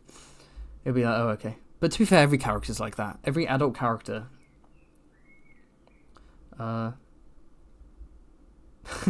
That's a weird thing about one of the things that annoys me about the books. Like, I don't know if I mentioned this before, but in the show, Peter Baelish being a creep really stands out. Because while there are other nasty characters, Littlefinger is like especially creepy. And, people called him Pedo Baelish, Pedo Baelish, But it doesn't stand out as much in the books because for some reason, like almost every single adult male character is shown as being attracted to like teenage girls, like underage girls. Like pretty much every man Sansa meets looks at her like they want to do stuff with her. And the same with Daenerys, literally every man who meets Daenerys. There's a lot of like men, almost every single adult man like wants to do with underage girls, and it's like, okay, I get it. It's medieval society, standards are different. People can get away with being creepier and nastier and exploitative and so on, but like every single, like almost every adult man, like is that just a really is that like Germ having a super cynical take on men? Just like if there weren't the kind of laws and restrictions in place, that's what most men would do. Because that's really cynical. Or is it just... Or more likely is it Germ being kind of creepy? I don't know.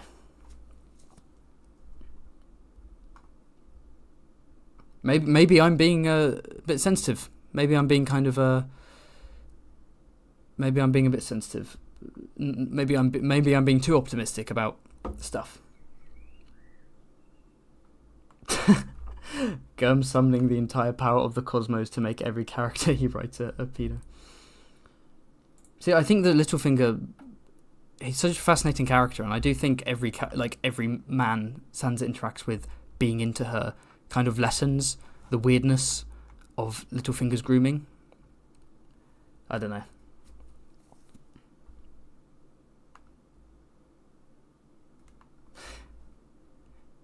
Okay, so let's move on to... Okay, now that we've got that one out of the way. Hey, that was our first sex-based theory. In all our previous live streams, like, half of the theories are about, like, sex. We've only got one. Haha. And it didn't involve Tommen and Cersei. Okay. Okay, so the final Stormlands one... Is this Stormlands? Why is this Stormlands?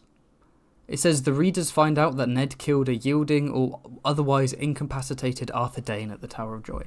That's not Stormlands. Tower of Joy was in Dorne. House Dayne is a Dornish house. What's that got to do with the Stormlands? I think it was just put in the wrong place. But how do I phrase that? What was the Ned? I guess Ned dishonorably killed Arthur Dayne. So while Arthur Dayne was disarmed or yielding, or Howland Reed sort of came in and did something. So the idea here, there's a bunch of different roads we can explore with this theory. I see there is an interesting discussion happening in the chat, so I will briefly just have a look at this. I hope the live chat stays up, because for the last 2 videos, for some reason, YouTube lets the live chat replay stay for a day and then it vanishes. And it's so annoying because I want people who watch my streams after the fact to actually check out the live chat and see what I'm interacting with. It's really annoying me.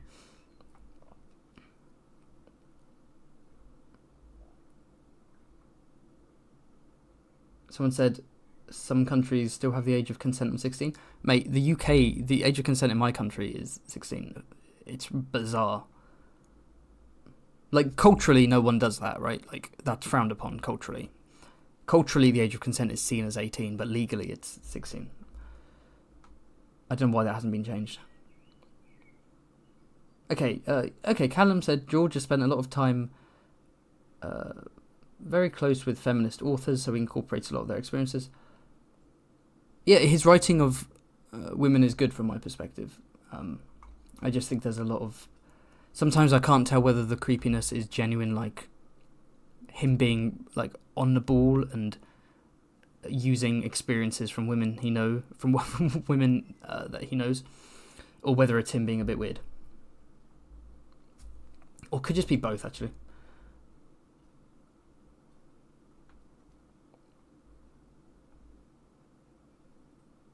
Okay, so it seems like I seem to be in a minority with this opinion about Gurm. It seems like people are like, no, he's got it right in how gross he writes a lot of men acting towards younger girls. That actually, that's truer to reality than we'd like to admit. Okay, fair enough. See, that's why it's good to interact with chat. Get different perspectives on things. Okay, so yeah, the idea here is that, hold on, we know that something went down at the Tower of Joy. We know that Ned apparently killed Arthur Dayne. We know that Howland Reed saved his life in some way. In the show, Howland stabs him in the back of the neck. And then Ned cuts him down, and that's kind of dishonourable. And for some reason, there's a bit when Bran is like, but I thought he killed him in single combat, which implies that Ned lied. That Ned was like, yeah, bro, I killed Arthur Dayne myself. Honourably. Like, for glory, which doesn't seem anything like Ned. Unless he did that to protect Howland Reed and not spread the story that Howland Reed shanked the greatest swordsman and most chivalrous knight ever in the back of the neck. But that would be fitting. That would be very Gurm. This traditional chivalrous knight, this bastion of virtue and honour, gets stabbed in the back of the neck by a little frogman.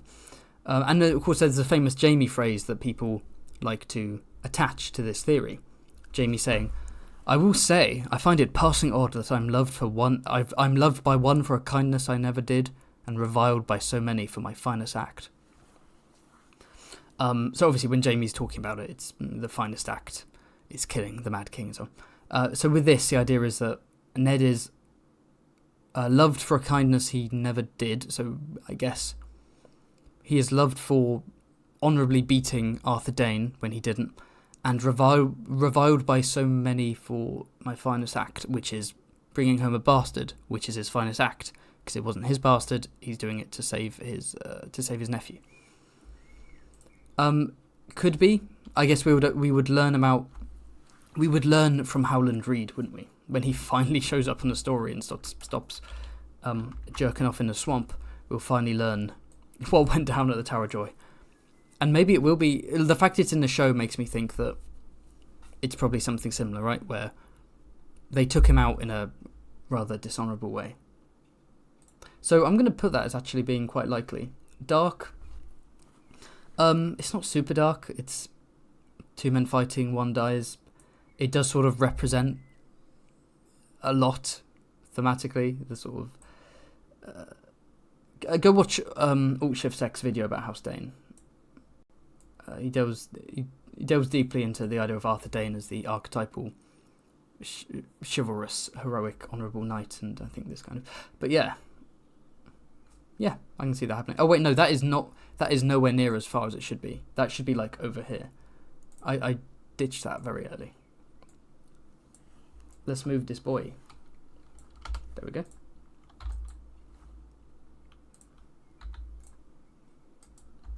Hello? Fill in. No, what have I done? Oh, forget it. Never mind.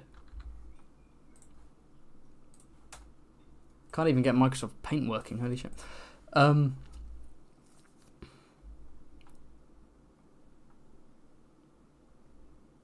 crackpot theory from Flippy Dippy Doo. Howland used poison against Arthur to save Ned. That could be cool. Or like maybe he used like a poison dart, like to get him in the neck. The High Sparrow theory. No, I don't like the High Sparrow. I'm fed up of the X character as Y character. It's just like no.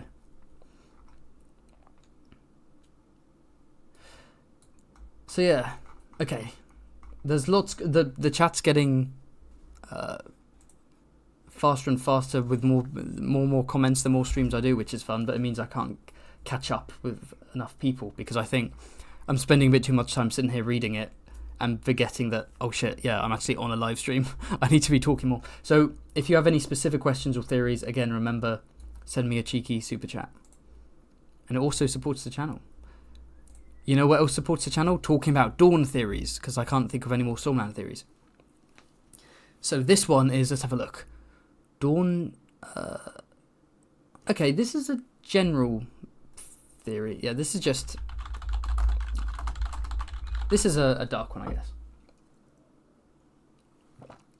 It's linked, I don't know why it's linked to Dorne. Actually, no, this could be like an Essos theory, right? Because this is more of a Daenerys. I guess it's both. The specific theory here, let me just read it, is Dorne joins forces with Aegon and goes to war against Baratheon Lannister loyalists in the Reach/Stormlands. Aegon's rise to power nicely sets the stage for the second Dance of the Dragons when Daenerys returns.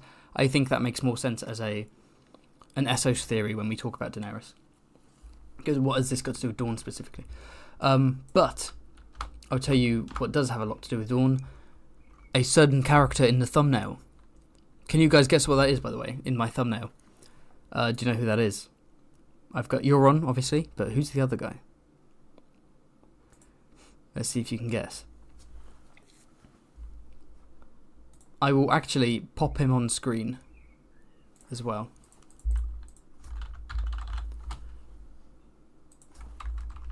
If I can spell his name right. Wait, what? Oh, right, yes. That's not how I saved him. There we go. Cancel. Hello?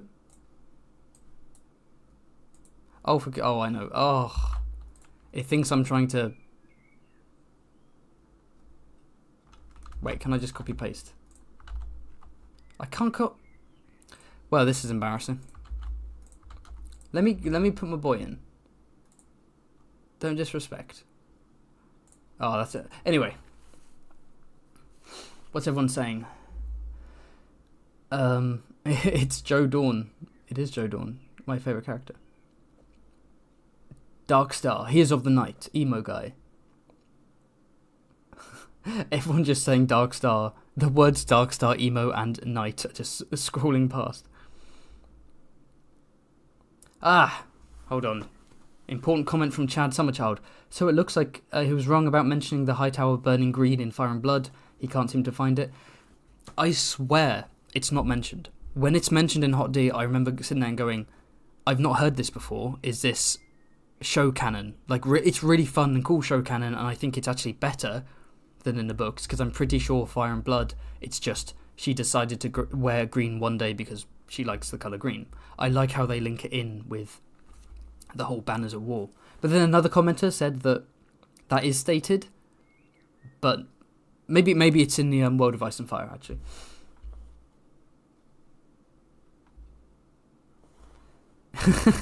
That's a good point, Callum. I need to be careful what I can show on my screen. I don't want to flash my John Con stash. My Rule 34 John Con stash. Giving Ariane and Aegon grayscale.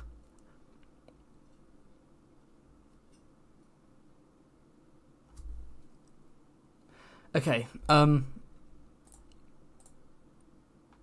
shout out to this big white box here. So, yes, it is Darkstar. Darkstar is the dude in the thumbnail. I made him not for this thumbnail, but I already had the character asset, which was cool. Because obviously I worked on a House Dayne video for Patreon. How many times am I going to... This isn't... just to let you know, when I keep bringing up Patreon, this isn't like a deliberate shill thing. This is like a ADHD repetition. I always repeat myself over and over. I understand it's coming across as a shill thing. I'm not... If you want to join, you can. If you don't, you don't have to, whatever. But I do have a cool Dayne video on Patreon, and I spent a lot of time on it. And I made a little Gerald Dayne character. He is of the night. So the dark theory here is that Gerald Dayne... So Darkstar will steal Dorne and slay Areo Hotar and Balon Swan. So a bit of context here. Darkstar is the Knight of High Hermitage, a cadet branch of the main house of Dayne. Gerald Dayne is fiercely jealous of his cousin Arthur Dayne, and he is a dark mirror to Arthur Dayne. He is not cool and chivalrous and honourable. He's a slimy, dark, edgy, emo scumbag who brags about being weaned on venom as a child and says that he's not of the morning, he's of the night, and he bravely and in a really cool, badass way tries and fails to kill a little girl. So yeah, he was designed from scratch to be a badass character by George, but it backfired, and he's sort of seen as a joke, as a sort of wannabe anime villain. We haven't seen enough of him to really...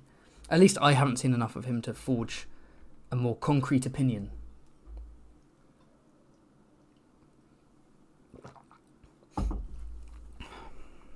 The fact that I had to read the phrase Fantasy Haven Rule 34 art. The fact you made me read that. People better not take my art and do stuff with it. Or if you are gonna, at least give me the royalties, you know what I'm saying? Anyway, so yeah, the based anime protagonist.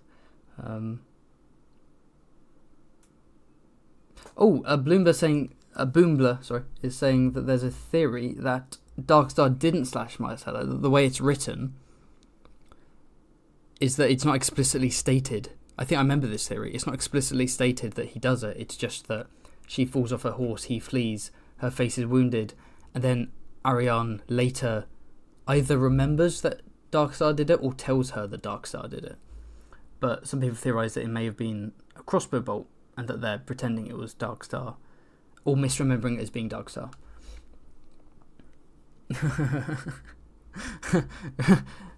Fantasy Haven Rule 34 art for Patreons. Oh boy. There is a one of the highest tiers. It's not. Wait, hold on. Let me wrap this up. Let me wrap up what I'm going to say, so you don't think I'm going to go weird with it. One of the highest tiers is I can draw a character for you in my style. I think that's the... Is it Lord Paramount tier? I'll draw a Fantasy Haven character for you, and then you get a crisp PNG of it. And a higher tier than that is the character I draw for you can cameo regularly in my videos. And so I have one person in one of those tiers, and I do actually... not the cameo one, but the character. I made a Thoros of Myr character for someone. But it doesn't have to be a Song of Ice and Fire. It can be anything you want. But yeah, there is a specific... I do very specifically say it's not safe for work. don't do the... don't sign up to that tier and then come over to me and say, hey, so there's someone I want you to make in your art style. I'm going to be very specific. I'm not going to do any of that stuff. You'd have to pay me a lot. I mean, on a serious note, you would have to pay me a lot of money to do not safe for work versions of my art. And why would you? They don't have mouths or limbs, and they have giant eyes. As I was saying that, I realised there are some people who would actually want to see. Anyway, moving on.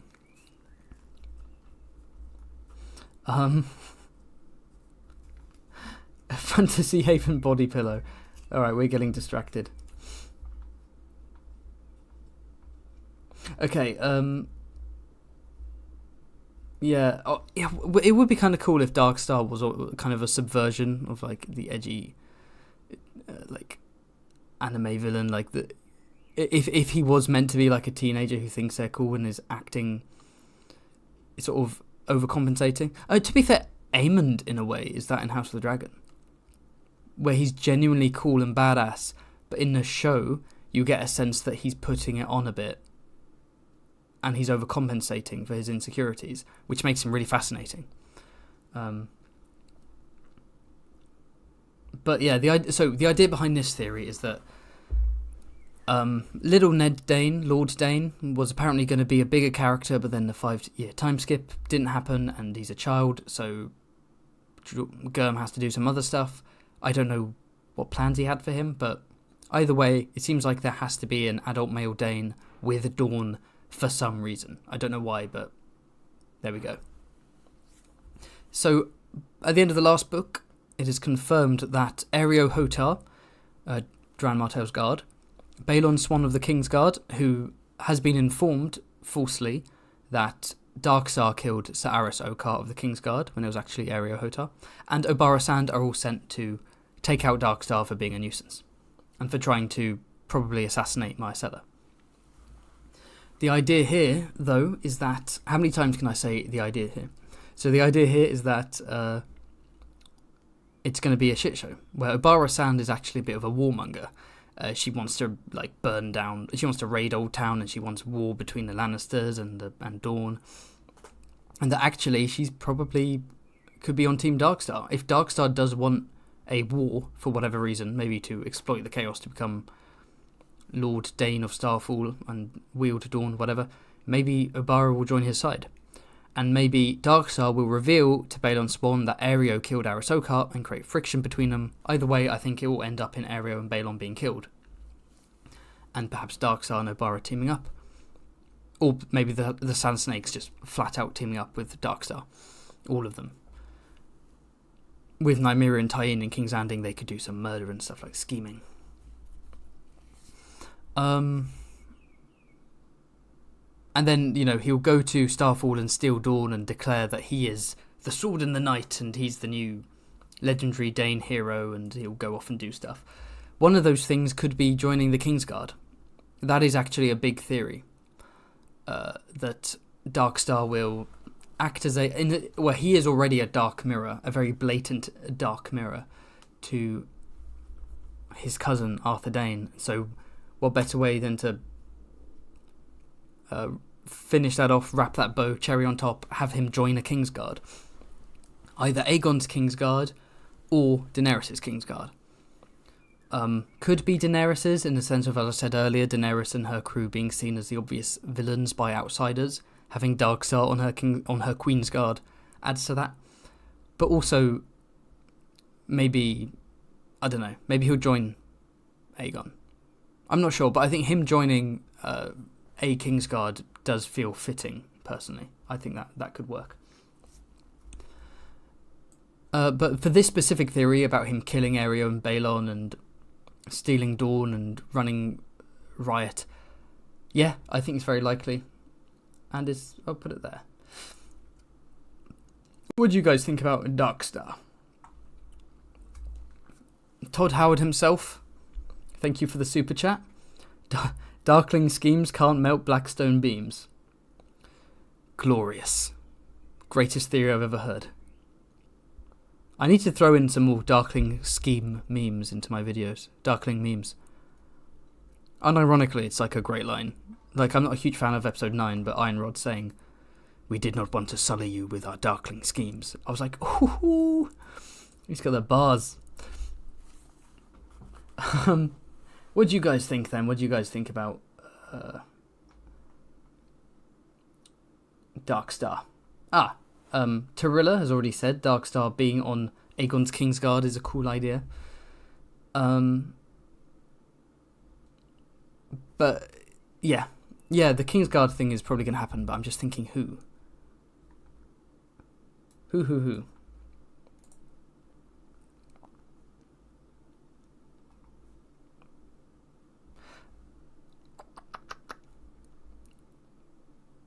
Okay, Boomler says Darkstar will still oh my goodness, steal Dorne and join Aegon to show he's better than Arthur Dayne. Yeah, that's the thing. I just don't know what the plan for him is, and I'm even more confused that he's allegedly filling a role that Edric Dayne would have played, but he's too young and the time skip didn't happen. It's like what I don't. It has to be Kingsguard then, right? Because if there's a role that Edric Dayne was supposed to fulfill, but he can't fulfill because he's too young. 5-year time skip. Edric Dayne's what? How old is he meant to be? 10? No, he's older than 10. He's like 13, right? Isn't he like Sansa's age? So he's like 13, 14, 5-year time skip. He's in his late teens. He joins his Kingsguard. Maybe that's it. And then he is the new Arthur Dayne. And then he joins Aegon. And then it becomes like Aegon as the good... Oh, okay, I see. But then, because he's not old enough without the time skip, George went, okay, I need another Dayne. Let's have Darkstar. But then also, how is Darkstar fulfilling Edric Dayne's role when Edric Dayne is shown to be a good, wholesome boy, and Darkstar is a villain? Or would Edric Dayne have grown up to be, through his experiences in the Brotherhood Without Banners, would he have grown up to be sort of a dark and villainous guy? I don't know.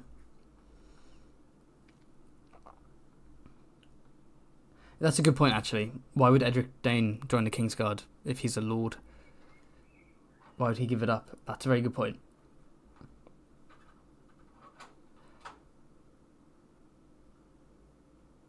Okay. Looks like we have one last theory. And again, if anyone has any cool theories, put them in the chat. Any theory that is sent via Super Chat, I'm going to say, because it would be disrespectful otherwise. The final Dawn theory is... Darkstar will take the role of Gregor Clegane. So, Jon Con... Okay. Darkstar Clegane... Darkstar... Holy shit, new theory just dropped. Darkstar Clegane. So the idea here is that Jon Con will take the role as Tywin, history repeating, blah blah blah. Jon Con sacks King's Landing, we talked about this in the previous stream. But Darkstar will take the role of the Mountain, where Jon Con sacks King's Landing and gets Darkstar to do what the Mountain did with Elia and her children. So Darkstar will kill Tommen, like how the Mountain killed baby Aegon, and then will do what the Mountain did to Elia Martell. I don't see this theory. Why Darkstar? Because we kind of said something similar in the last stream with Robert Strong, the Undead Mountain. He won't be commanded to do it, but he will go kind of crazy, and because of if there is another sack of King's Landing, he will have flashbacks to the first time, and he will sort of repeat what he did as a crazed zombie. I don't know if that will happen, but it makes more sense than, like, why Darkstar? Why would Darkstar do that, outside of him just being edgy? I guess this would play into the whole Darkstar joins the Kingsguard of Aegon. I don't know. Sex theory 2. Hey, we only got 2 this time. We only got 2 sex theories this time, and only one of them was non-consensual. That's improvement. That's improvement from Cersei Tommen, Mountain Cersei, Mira Hodor, Bran, and all the other ones. Won't it be poetic if the Mountain bashes Vaegon's brains out? Ooh. It would, but I think it makes more sense for Cersei and her crew to be wiped out, and then Aegon steps up as the new status quo of King's Landing. I am of the night, Batman voice. I am of the night.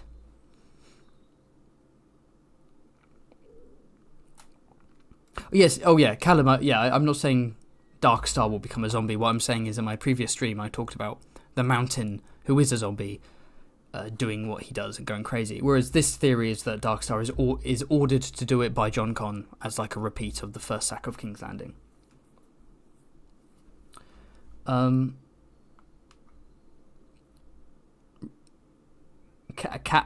Is that Casper? I think that's Casper. I think I'm pronouncing that right, Casper. That looks Polish to me. It's either Casper or Cacper. I'm going to assume it's Casper. Raymond Frey will become Lord of the Reach. He is George R. R. Martin. Martin is a gardener, not an architect. Gardeners were Lords of the Reach before Tyrells. Holy shit, that's right. In fact, I'd say the only original theory I've actually brought to the community as in the Song of Ice and Fire channel, because like as a rite of passage you always need at least one, right, is the idea that Raymond Frey is a self-insert for George R. R. Martin, because one of his middle names is Raymond and his father was called Raymond, and the idea is that he hated writing the Red Wedding and he didn't want to kill Catelyn off, and he brought her back. That's how much he loved her, and so there's a Frey called Raymond Frey, and he had that one, the one with his name, be the one to kill Catelyn. That's sort of I haven't seen anyone mention that before. So Casper's theory is that Raymond will become Lord of the Reach because he's a George R. R. Martin self-insert, and George R. R. Martin is a gardener and there's a house gardener, and not a serious theory, but I do like the meme there. Okay, yeah, Boombler says, why would Aegon want Tommen murdered? So the idea here would be that Jon Con orders it because he's the whole like sack of King's Landing. He's still traumatized by the Battle of the Bells, and he thinks about the bells. And then in the show, they incorporate a weird thing with bells and Dany going crazy. So I think they might have it that he takes King's Landing, it surrenders, the bells go off, and he just thinks back to the Battle of the Bells, and he's furious, and he's like, "Fuck this." And he does what Tywin does, and he sacks a city to make up for his failure as Hand of the King and everything that happened during Robert's Rebellion. And so the sack goes on, and he orders Darkstar to do what the Mountain did to Rhaegar's children and wife, and he's like, yeah, fuck you, Lannister. Cersei Lannister, her children will get that. That's what I think. I don't think Aegon will order it. That being said, though, Aegon would want Tommen dead. Not necessarily in a brutal way, but Tommen is still a rival to the throne. Aegon would want all of Robert's line dead because they're usurpers and they're rivals.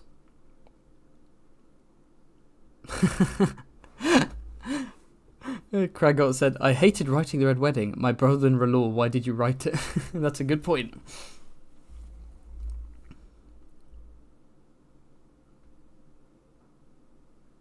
Ooh. In the CK2 Game of Thrones mod, you can get George R. R. Martin to become your courtier. He will write you one book and then disappear without a trace. Well, there is actually a George R. R. Martin cameo in the CK3 Game of Thrones mod, and you will see that cameo tomorrow when I release the video. There is a house called House Richard, which is named after Sir Raymond Richard, who is a cameo character that George inserts in, I think, a Duncan Egg novella, and Raymond Richard is his middle name. And the sigil is like quartered, and each part represents one of his pre-Game of Thrones published books. And so in the mod they have one of the brothers of Lord Richard be Maester Martin, who is friendly, gregarious, intelligent, pensive. He's a writer, he's an investor, but he's also lazy. One of his traits is lazy. Yeah, Jon Con Bell's theory makes more sense than Dany. D&D tried to incorporate too many of Gurm's plot points without proper exploration. I think that's what it is. I think it's Jon Con is traumatized by losing the war. He was Hand of the King, and he lost the Battle of the Bells. He thinks back to the Bells. He blames himself, basically, for Rhaegar dying, his children being killed, his wife being killed, the Targaryens being overthrown. And the idea is that they take King's Landing, and because everyone hates Cersei, they all give up anyway. They all throw their hands up and say, we surrender. And then the bells of surrender ring, and instead of just randomly going crazy on a dragon like Daenerys, he thinks back to that battle. He thinks back to the bells ringing and him losing and all his men dying, and he thinks about what Tywin Lannister did at King's Landing, and he goes, I'm going to do the same thing that your father did, and I'm going to do it to his daughter and his grandson. Makes a lot more sense than but then that also flies in the face of the idea of the theory of Aegon being the good guy and Daenerys being seen as a villain. Aegon being the guy who kills the Mad Queen and swoops in and everyone loves him, and then there's the Dance of the Dragons and Daenerys looks like the villain.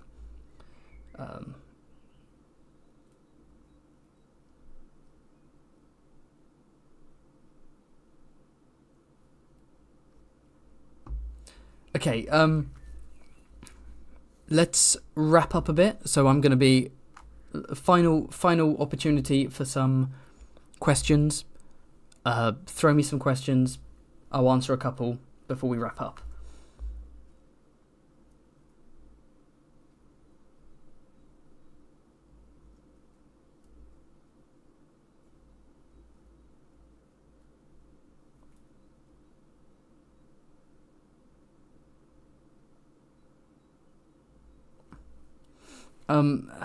Would Aegon really order the murder of his rivals?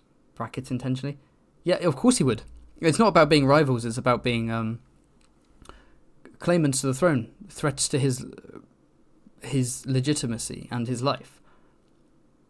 Like, Tywin ordered baby Aegon and young Rhaenys, right? Aegon's Rhaegar's children to be killed because they would be threats to the new king, and Robert was grateful.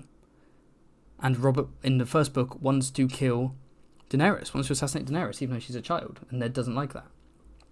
The whole reason Ned takes Jon Snow up north and hides his identity and all that stuff is because Jon Snow would have been killed otherwise. If it was revealed that Jon was Rhaegar's son, whether a bastard or legitimate, he would have been killed by Robert, because he's a claimant to the throne, he's a rival, he's a threat to Robert's regime and stability. So yes, Aegon, young Griff, would absolutely have all the Baratheon claimants killed because it's a risk to his rule. He's not gonna have Tommen be like a prisoner or send him to the wall. He's going to kill him so that no one rallies behind him.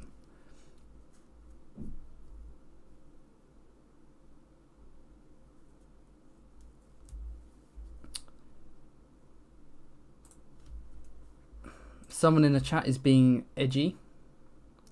That's cute. Super chats.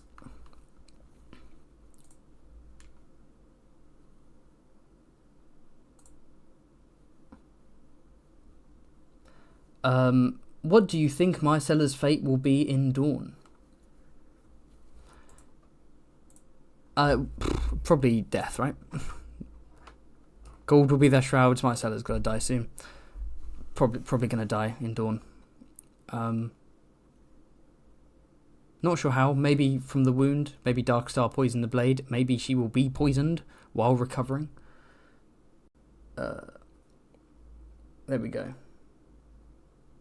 But yes, I do think I'd be very surprised if she survives and then goes to King's Landing to then get killed. Although you could argue, if there is a sack, that she will fulfill the Rhaenys role, with Tommen fulfilling the Aegon role. So maybe she'll make it back.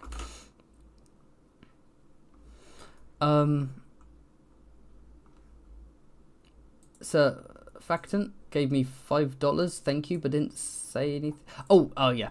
Oops, forgot to say something through the super chat, but keep up the good work. Your stream/vids are entertaining. Thank you. That's a really lovely thing for you to say. Thank you very much. Yeah, like I said, I want the streams to be weekly because they're pretty fun. They're pretty fun, although I do have to say they're not as fun as doing solo streams are nowhere near as fun as doing collab streams. Solo streams is like your voice hurts, you talk for 2 hours, you're constantly, you don't want dead air, you're trying to read the chat, you're trying to ramble. You're trying not to ramble, but you end up rambling. It's a lot more fun to do it with other people.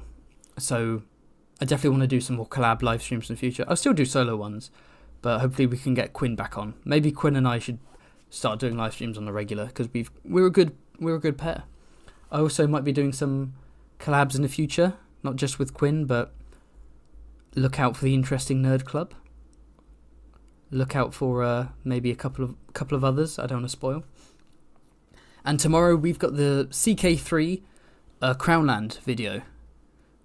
Every house in the Crownlands. And then next week we're finally going back to animated because it's been too long since we've had an animated video. So we're going to have the history of House Man-der-ley. Because we had the history of House Frey, and then I worked on the history of House Dayne, but that was a Patreon exclusive one. And so I was like, damn it, I need another house history. So Man-der-ley next time, voted on by the patrons, by the way. They had a choice between Man-der-ley, Umber, and Karstark, and they went Man-der-ley. Good choice. So yeah, if you're not subscribed, you probably are if you're watching this, but subscribe to my channel if you want more content. Give this video a like, comment to help it grow. One last time, if you want to check out my Patreon just to browse, I've got some cool tiers. At the very least, at the very bottom tier, it's £2, and that's like $2.50 or $3, and that you get updated teasers, and you get to join the Patreon Discord. We have a special Patreon Discord where you can ask me anything and we can chat, and I do some exclusive live streams and stuff like that. So before I I always want to wrap up at the same time. I want to see what the comments are saying. I want to see what the chat says. How would the high Kragot, you've got some fire comments this stream. How would the High Lords react to Bardcore, the music genre? What do you want me to say? I think Darkstar would love the Bardcore version of Pumped Up Kicks. The Buskin Boots. He'd love that one. Okay. That's the second person who said they're late. Ego said they're going late because they caught a live stream. Someone said they were half an hour late to their job because they were listening to this. Guys, don't prioritize this. This is me rambling and repeating myself over a Microsoft Paint chart. Don't.